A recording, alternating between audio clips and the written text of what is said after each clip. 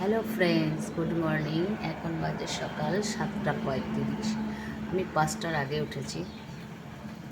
দেখো, এখানে একটা ঘুঘু পাখি বসে তার বাসা বানিয়েছে। এটা আমাদের একটা যা দিদির বাড়ি, দাদার বাড়ি। ওই দাদার বাড়িতে দেখো কি সুন্দর ঘুঘুটা বাসা বানিয়েছে, কিন্তু আমি এর মুখখানা তুলতে পারছি না, কারণ এর মুখখানা উল্টো মুখে বসে আছে। আমার বাড়িতে না পায়রা বাসা করেছে, তার আবার ছোটো ছোটো বাচ্চাও আছে। এই মনে হয় ডিমে তা দিচ্ছে, যার জন্য এখানে দেখো কি সুন্দর বসে আছে।